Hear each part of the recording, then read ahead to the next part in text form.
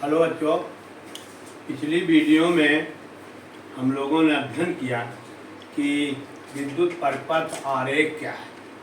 विद्युत परिपथ आरेख हमने कहा वो आरेख है जिसमें विद्युत उपकरण, सेल, बैटरी या और जो अन्य अवयव हैं उनको उनके चिन्हों या प्रतीकों द्वारा प्रदर्शित किया जाता है। एक ये देखिए सरल विद्युत परिपथ आरेख है।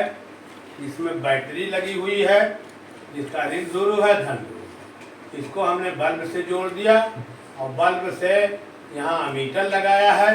अमीटर से फिर धारा जो है धन से ऋण की तरफ जा रही है। पहले ये बताइए किसी परिपथ में धारा कब बहेगी?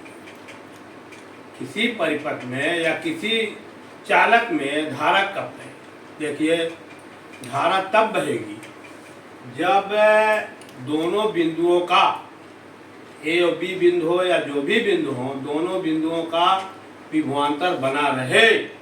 अगर विभवांतर नहीं बना है तो धारा का बहना, विभवांतर अगर दोनों पे नहीं है तो धारा का बहना रुक जाएगा।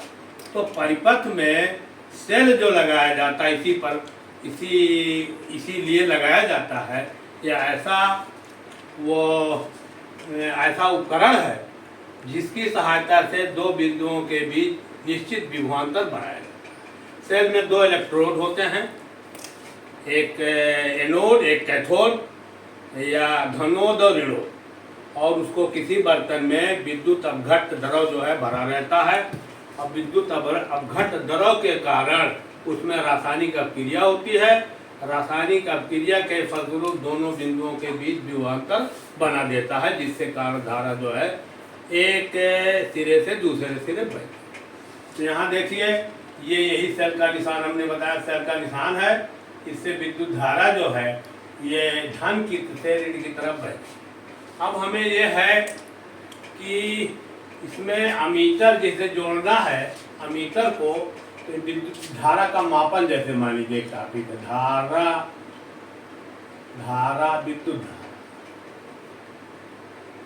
विद्युत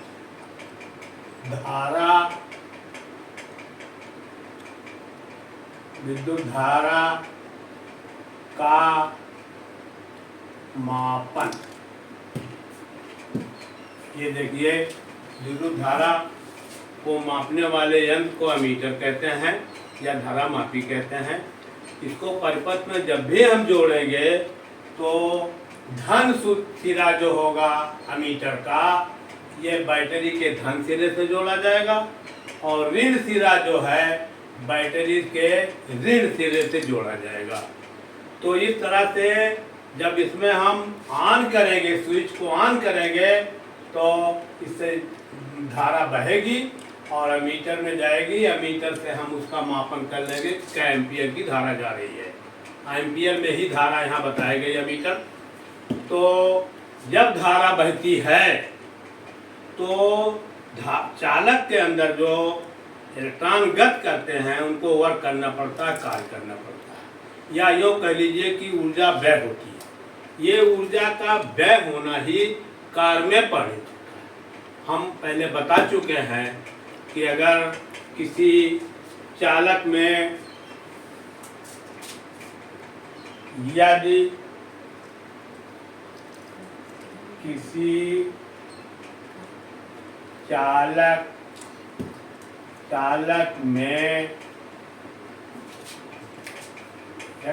चालक में Q आवेश, Q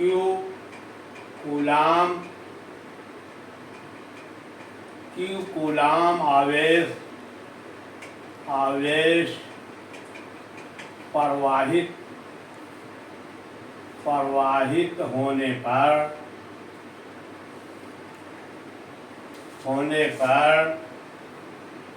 W कार्य प्रवाहित होने पर W कार्य होता है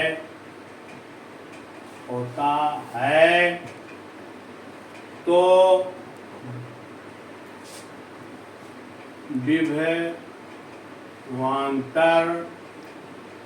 विभवांतर V बराबर होता है W/Q। आप पढ़ चुके हैं इसको, विभवांतर पढ़ाते समय हमने बताया था कि V बराबर हो जाए W/Q, या इसको यूँ कह सकते हो, देखिए जो ऊर्जा W कार्य जो हो रहा है, W बराबर B × Q, एक सूत्र भी निकला। अब चूंकि हमने जो पढ़ाया था वो विद्युत धारा, अगर वो Q कूलाम आवे T सेकंड में बहता है तो धारा का मान I बराबर Q/T होता है। I बराबर Q/T। Q कूलाम आवे T सेकंड में किसी चालक में प्रवाहित होता है तो धारा का मान हो जाएगा I बराबर Q/T।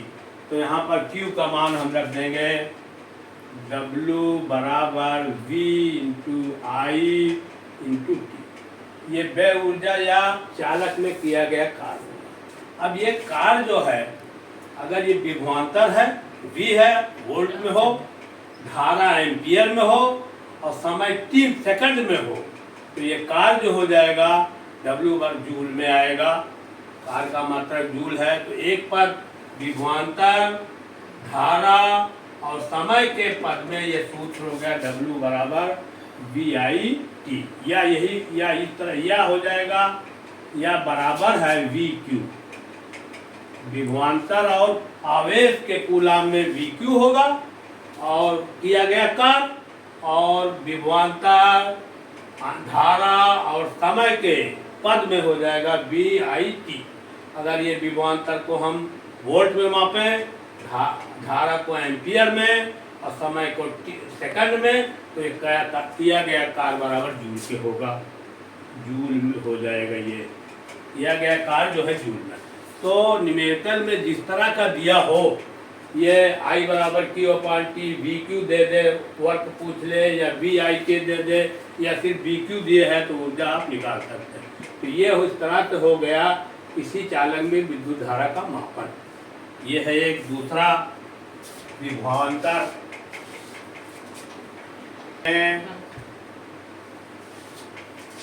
विभवांतर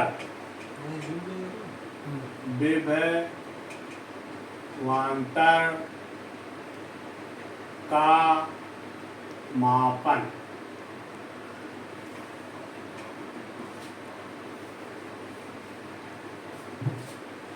देखिए, किसी चालक में विभवांतर का मापन के लिए हम विद्युत वो विभवांतर का मात्रक है वोल्ट, और जिसमें नापा जाता है उसे वोल्ट मीटर या विभव मापी कहते हैं। उस विभव मापी को परिपथ में जब भी जोड़ेंगे समानांतर क्रम में, जैसे एक ये सेल है, देखिए सिंपल परिपथ है, ये AB चालक है,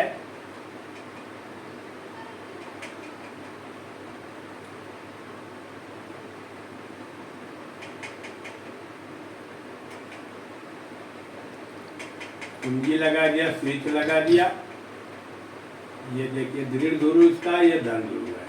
हमेशा धारा जो है धन की तरफ से ऋण की तरफ आप निशान बनाएंगे, अन्यथा गलत हो जाएगा। कभी कभी सवाल में इस तरह पूछ लिया जाता, तीन चार फिगर दे देंगे तो उसमें कहीं न कहीं कोई कमी देते हैं, कहते हैं इसमें कौन सा, धारा उलट दिया, कहेगा कौन सा चित्र सही है इसमें। ऐसे भी सवाल पूछे जाते हैं, इस पर भी ध्यान देने की जरूरत है। सदैव बैटरी से धन ध्रुव से ऋण ध्रुव की तरफ ही धारा जाती है। अब देखिए वोल्ट मीटर है, चूंकि हमको AB के सिरों का विभवांतर ज्ञात करना, थोड़ा सा चित्र उल्टा हो गया।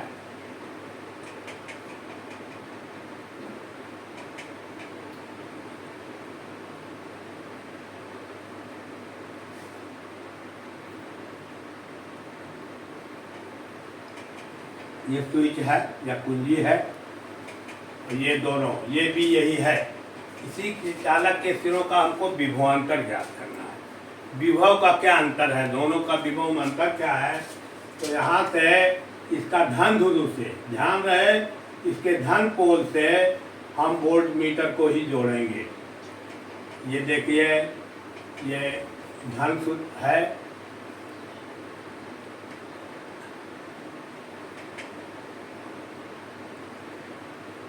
ये वोल्ट मीटर हमने लगा दिया ये, और दोनों के सिरों के बीच विभवांतर हमको ज्ञात करना है।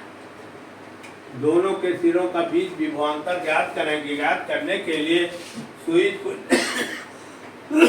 जब स्विच को ऑन करेंगे तो आवेश जो है, धारा जो है धनात्मक से होती हुई यहाँ जाएगी वोल्ट मीटर। अब वोल्ट मीटर में धारा का मान आप पढ़ लेंगे कि कितने वोल्ट की धारा जा रही है। हमेशा ध्यान रखिएगा, वोल्ट मीटर को हमेशा समानांतर क्रम में जोड़ा जाएगा और अमीटर को, विद्युत धारा के मापन के लिए अमीटर को सदैव जो है श्रेणी क्रम में जोड़ा जाता है। तो इस तरह से समांतर क्रम में देखिए ये भी है, यहाँ से इसका धन ध्रुव यानी बैटरी का धन ध्रुव वोल्ट मीटर के धन ध्रुव से और वोल्ट मीटर का ऋण ध्रुव बैटरी के ऋण ध्रुव से जोड़ेंगे और ये हमको इससे विभवांतर का मान पढ़ लेंगे, कितनी धारा जो है, कितने विभवांतर दोनों बिंदुओं के बीच कितना विभवांतर हो रहा है। अब आइए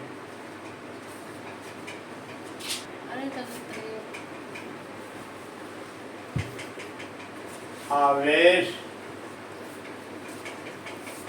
तथा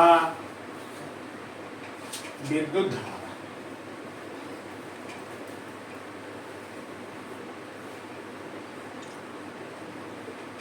चालक में आवेश तथा विद्युत धारा।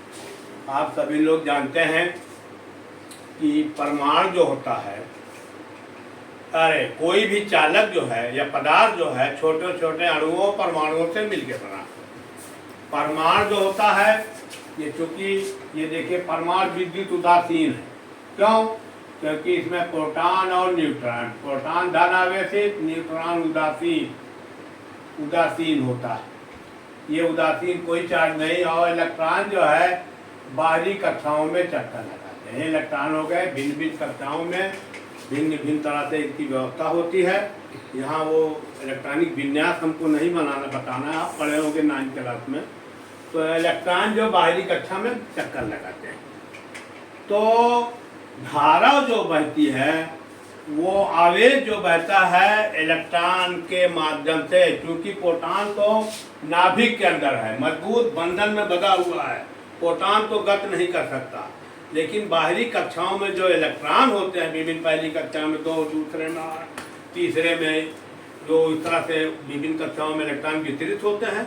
इलेक्ट्रॉन जो होते हैं निकलते हैं कि जाते हैं। अगर इलेक्ट्रॉन उसमें से निकल रहा है तो समझ जाइए उदासीन है। यहाँ जितना ऋण चार्ज इस पे उतना धन चार्ज है, ये विद्युत उदासीन होता है। लेकिन इस पे इलेक्ट्रॉन निकल गया, अगर एक इलेक्ट्रॉन निकला तो 1.6 × 10⁻19 कूलम आवेश निकल गया। तो एक, चूंकि जितना प्रोटॉन है उतने इलेक्ट्रॉन है, और जितने प्रोटॉन पे आवेश होता है उतने इलेक्ट्रॉन पर सिर्फ आवेश की प्रकृति बदली रहती है। ये प्रोटॉन धन आवेशित होता है, ये इलेक्ट्रॉन जो ऋण, हम बता चुके हैं इसमें कि जितने प्रोटॉन उतने इलेक्ट्रॉन, एक प्रोटॉन पर जितना चार्ज उतना एक इलेक्ट्रॉन पर ऋण की प्रकृति बदली है। प्रोटॉन धन आवेशित कम है, इलेक्ट्रॉन जो ऋण आवेशित। जब इलेक्ट्रॉन इसमें से निकल जाएगा तो ये चार्ज, एक चार्ज इसमें बढ़ गया, धनात्मक एक चार्ज बढ़ गया, तो इलेक्ट्रॉन बार बार निकलता रहे तो उसमें धन आवेशित वो होता रहेगा। तो ये है, तो इलेक्ट्रॉन के बहने से ही विद्युत धारा बहती है। क्यों कह लीजिए, इलेक्ट्रॉन आवेश के वाहक होते हैं। अब देखिए, इलेक्ट्रॉन जो भी चालक है, धातुएं खास तौर से, धातुएं जो चालक हैं, इसके अंदर जो है, जब इसके विभव नहीं, ये दोनों पॉइंट विभव पे नहीं होते, वोल्टेज पे नहीं होते, इसमें धारा नहीं बह रही है, तो इसमें स्वतंत्र इलेक्ट्रॉन होते हैं। जाने रहिएगा, धातुओं में कुछ स्वतंत्र इलेक्ट्रॉन होते हैं। वो स्वतंत्र इलेक्ट्रॉन इधर उधर अनियमित गति करते रहे। जैसे परमाणु, ये मान लीजिए है, ये परमाणु है तमाम, ये परमाणु है, लेकिन इलेक्ट्रॉन जो इसमें स्वतंत्र इलेक्ट्रॉन है, उसी स्वतंत्र इलेक्ट्रॉन के माध्यम से ही धारा जो है भाई आवेश बहता है।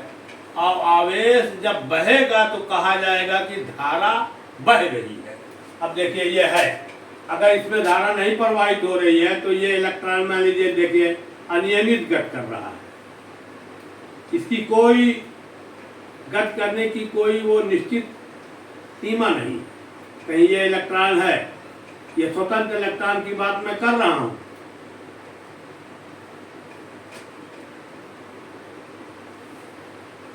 स्वतंत्र इलेक्ट्रॉन अनियमित इस तरह से गति करते रहते हैं जब धारा नहीं बहती, और जब इसको या तमाम बना दूं,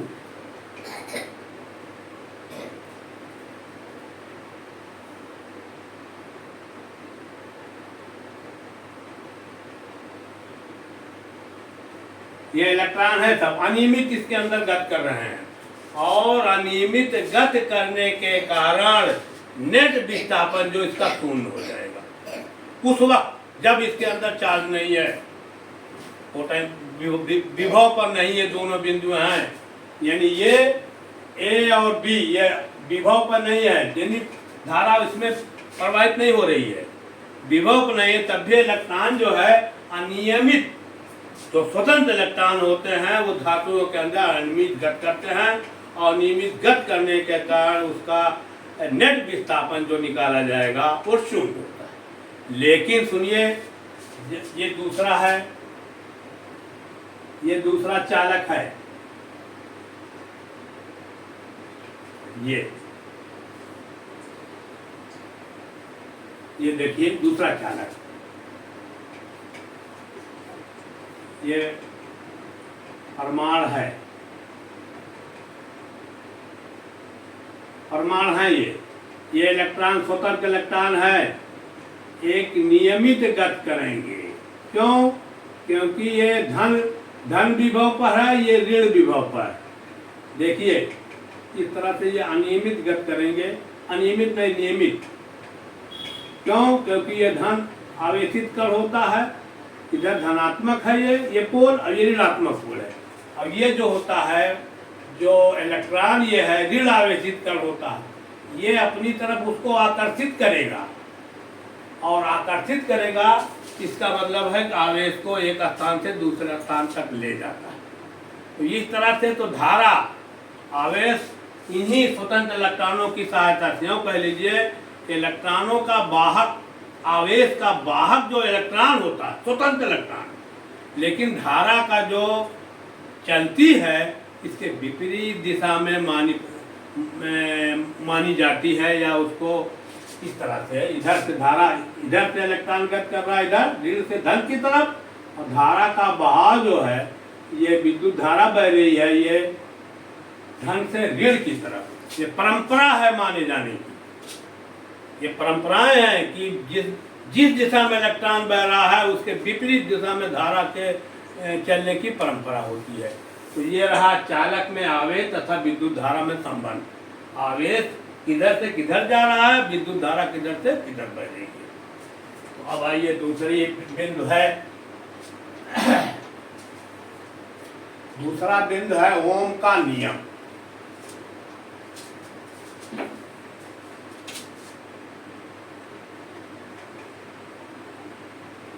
ओम का नियम क्या है? ओम का नियम क्या है? यदि किसी चालक में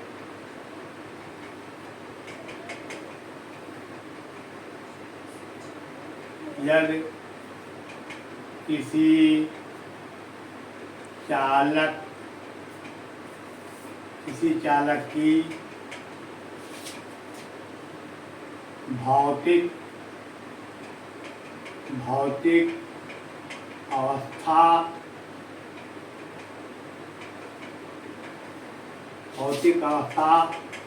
ताप, दाब, चालक की लंबाई,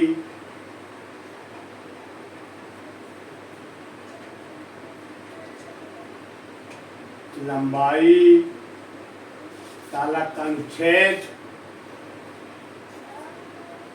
चालक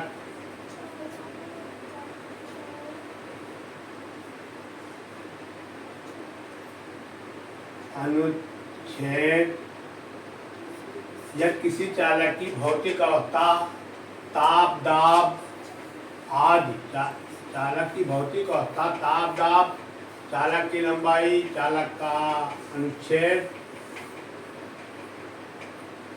अपरिवर्तित रहे।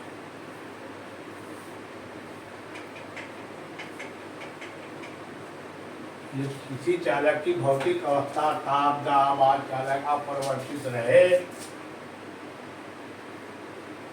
तो चालक में प्रवाहित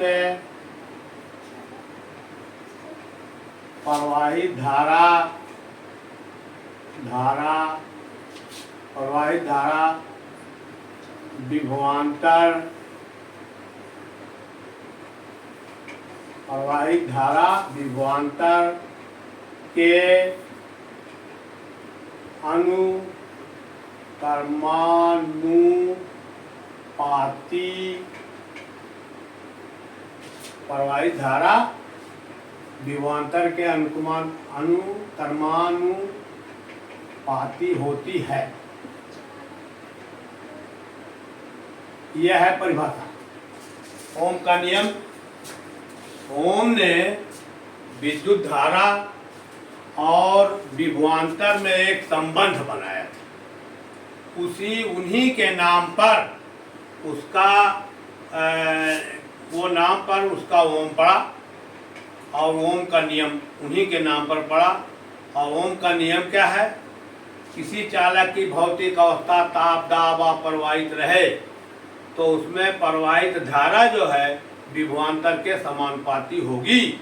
जो भी धारा जा रही है, धारा बढ़ेगा विभवांतर बढ़ेगा, धारा घटेगी विभवांतर घटेगा, अनुक्रमानुपाती होती है।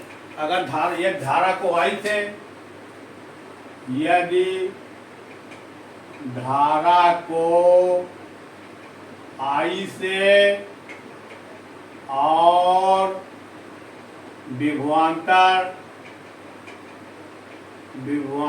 को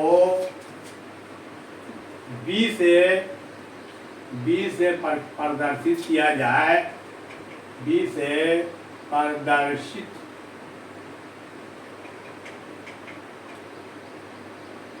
किया जाए तो आई प्रोपोर्शनल वी है। या इसको या इस तरह से भी लिख सकते हो, या वी प्रोपोर्शनल आई। ये है, देखिए ये बराबर नहीं है, ये प्रोपोर्शनल है। ये दोनों समानुपाती हैं। ये बढ़ा ये बढ़ जाएगा, ये घटा तो ये घट जाएगा।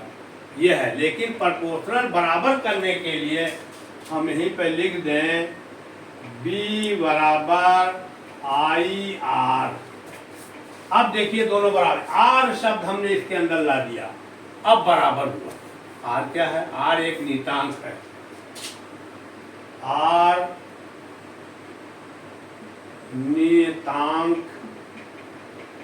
नियतांक है, कांस्टेंट है, जिसे चालक का प्रतिरोध रेजिस्टेंस कहते हैं। ये है आर, B = IR। अब ये तो मूल सूत्र निकला, B = IR, विभवांतर धारा और प्रतिरोध के पद में। अब इसको इस तरह भी लिख सकते हो, B I बराबर हो जाएगा, देखिए I बराबर B/R, ये हो गया। या R बराबर, देखो R बराबर V/I। जिस पद में सवाल पूछा जाए इस तरह से देखो, B = IR हुआ, यहाँ धारा प्रतिरोध। अगर I का मान हमसे पूछ लिया जाए, विभवांतर दिया है, प्रतिरोध सवाल में दिया हुआ है, तो वो W और B कहेंगे, इसमें तो I बराबर Q/T होता है, Q का नहीं है, T नहीं है। तो इस विभवांतर और प्रतिरोध के पद में विभवांतर बटा R कर देंगे, आपकी धारा मालूम हो जाएगी। दूसरा जो है R बराबर V/I। R प्रतिरोध अगर ज्ञात करना है, चालक में कितना प्रतिरोध, जैसे ये भी चालक है, ए और बी चालक है, इसका अंदर आर का मान कितना, प्रतिरोध कितना है, प्रतिरोध समझते हैं, अभी आगे आएगा। यहाँ बता दूं सिर्फ धारा के मार्ग में चालक का वह गुण जो धारा के मार्ग में रुकावट डालता है उसे रेजिस्टेंस या प्रतिरोध कहते हैं। तो प्रतिरोध यहाँ देखिए, प्रतिरोध ज्ञात करने के R बराबर V/I हो जाएगा। ये रहा ओम का नियम। अब ओम के नियम का सत्यापन वो करने के लिए नियम तब लागू होगा जब ये अपरिवर्तित है। चालक कोई है जिसमें ताप नहीं बढ़ाया जा रहा, दाब नहीं बढ़ाया जा रहा, अनुच्छेद नहीं बढ़ाया जा रहा, उसकी लंबाई नहीं बढ़ाई जाएगी, तब ओम का नियम जो है लागू होगा। अन्यथा अगर आप परिवर्तित कर दिए, देखिए हमने भौतिक अवस्था ताप दाब अपरिवर्तित है, एक ही चालक है, उसी चालक में आप नापिए, देखिए धारा बढ़ाइए, विभवांतर देखिए, धारा घटाइए, विभवांतर, ये नहीं है कि बार बार उसमें जो ये चालक को बढ़ाते रहें, ये सब अपरिवर्तित रहेगा, तब ये ओम का नियम लागू होगा। समझ बात आई कि नहीं? तब ये ओम का नियम लागू होगा जब चालक में ताप दाब, चालक की लंबाई, चालक का अनुच्छेद अपरिवर्तित, क्योंकि इन्हीं की वजह से किसी भी चालक में प्रतिरोध बढ़ जाता है। इसीलिए जो है वो ओम का नियम तब लागू होगा जब एक ही चालक हो और उसमें ताप दाब आदि में परिवर्तन न किया जाए, तब ओम का नियम लागू होगा। तब ये होगा किसी चालक की भौतिक अवस्था ताप दाब आदि अपरिवर्तित रहे तो चालक में प्रवाहित धारा विभवांतर के अनुपाती होती है, तो तब वो बढ़ेगा। अब उसको कैसे देखेंगे हम लोग, चलिए सत्यापन कर दें।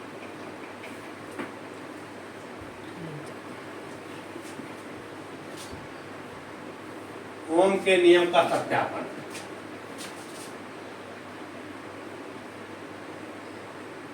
ओम के नियम का सत्यापन। बैटरी है, देखिए प्रतिरोध को बनाएंगे हम, बैटरी है, ये विभवांतर है, वो चालक है जिसमें प्रतिरोध R है, R ये है, और इनके समांतर क्रम में धनात्मक पोल से इसके बैटरी के धनात्मक सिरे से वोल्ट मीटर के धनात्मक सिरा को जोड़ेंगे। ये वोल्ट मीटर हो गया, ये वोल्ट मीटर हो गया। तो यहाँ हमने धारा मापी एक लगा दिया, अमीटर है, ये धारा मापी अमीटर। इसका भी देखिए सिरा ये धन है, ये ऋण। इसमें भी ये सिरा जो है वोल्ट मीटर जिससे जोड़े हैं उसका धन सिरा उसके धन सिरे से जोड़ेंगे, और ऋण सिरा जो है इसके ऋण सिरे से जोड़ेंगे। और यहाँ रिहास्टेट लगा दिया गया है, धारा परिवर्तक ये है रिहास्टेट, RH रिहास्टेट धारा परिवर्तक, धारा परिवर्तक, धारा परिवर्तक। यहाँ हमने की लगा दिया स्विच, और फिर बैटरी से हमने इसको परिपथ को क्लोज कर दिया। ये सर्किट बन के तैयार। अब यहाँ अब एक चार्ट बनाएंगे हम, एक चार्ट बनाएंगे। क्रम संख्या हो गई है,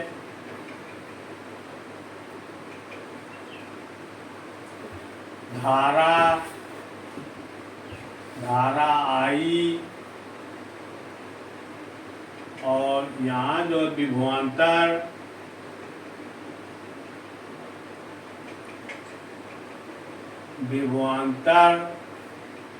और ये है V बराबर इक्वल टू आई, R बराबर B/I, या B/I बी अपान आई बराबर आर, यही तो है, आर बराबर बी अपान आई, यही तो नियम निकला है। अब देखिए पहले जो है धारा I1, यहाँ हम स्विच को दबाएंगे, स्विच को ऑन करेंगे, यहाँ पर वो जो अमीटर लगा हुआ है, अमीटर के अंदर जो धारा जा रही है उस धारा को मान को हम पढ़ेंगे।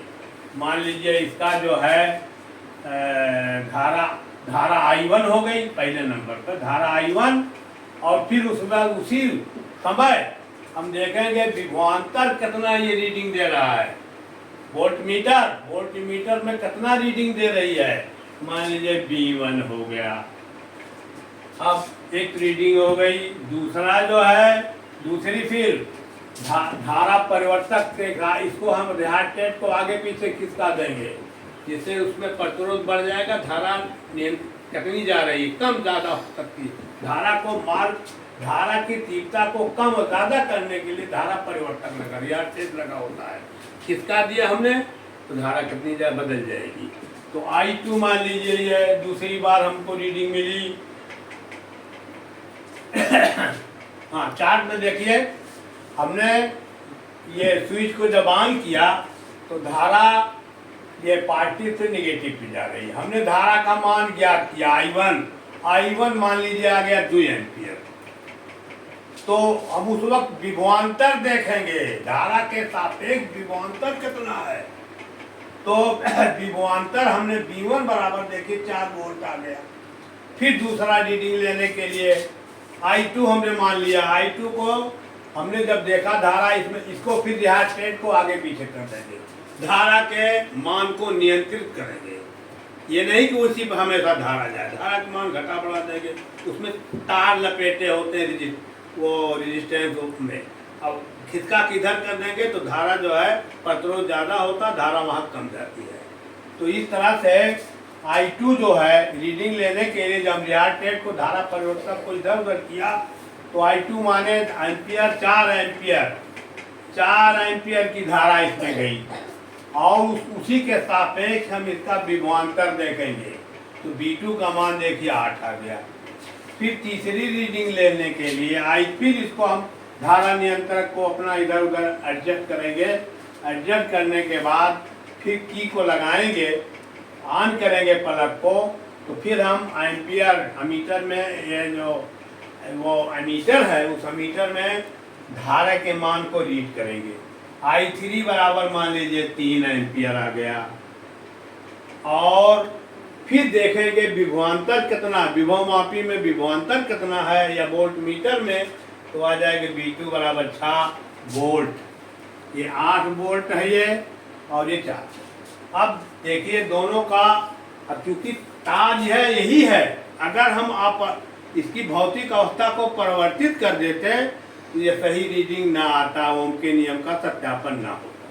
लेकिन चालक वही है कि धारा को परिवर्तित हम कर रहे हैं, तो इस तरह से हमने देखा V/I बराबर R, हमेशा V का मान देखिए ये 4 है, 4 हो गया, और यहाँ 2 एम्पियर की धारा है, R का मान आ गया 2 ओम। ये हो गया, ओम का निशान ये होता है, R जो है प्रतिरोध है, इसका निशान जो है उसमें बनाएंगे जब ऐसे होता है ओम। तो ये 2 ओम। यहाँ भी देखिए धारा बढ़ गई तो विभवांतर भी बढ़ गया, लेकिन दोनों का जो रेशियो आया है वो 8/4 बराबर 2 ओम। इसमें भी 2 ओम कांस्टेंट है R का मान। यहाँ देखिए जब धारा, उसके बाद फिर रिहार्टेट को हम परिवर्तक के द्वारा हम उसको ठीक करेंगे तो देखेंगे तो धारा का मान 3 एम्पियर और वोल्टेज जो है 6 वोल्ट, तो 6/3 बराबर 2 ओम। ये देखिए हमेशा R का मान हमने कहा था नितांक रहेगा, यही चीज़ है उनका। जब किसी चालक की भौतिक अवस्था ताप दाब आदि परिवर्तित रहे, प्रवाहित धारा विभवांतर के अनुक्रमानुपाती ये है, इस तरह से है क्योंकि आर का मान कांस्टेंट है एक चालक के लिए। आज देखिए 2 ओम यहाँ भी आया, 2 यहाँ आया, 2 यहाँ आया, इस तरह से वो ओम के नियम का सत्यापन होता है। दूसरा एक और है जो ग्राफ के माध्यम से एक्स वाई, ये एक्स है, वाई एक्सिस है,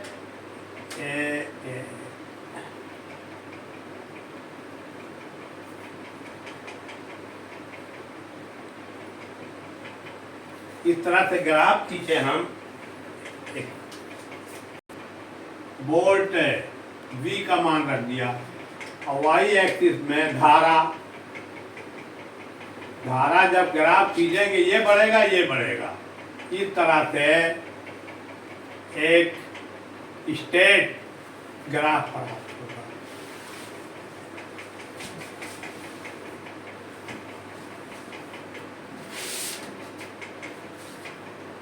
देखिए स्टेट ग्राफ पा रहे, स्टेट ग्राफ का मतलब है कि दोनों का अनुपात जो है वो नीतांक।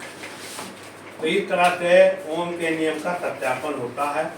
वीडियो आज खत्म हुई, और अगर अच्छी लगी हुई है तो अपने साथियों में शेयर करो और सब्सक्राइब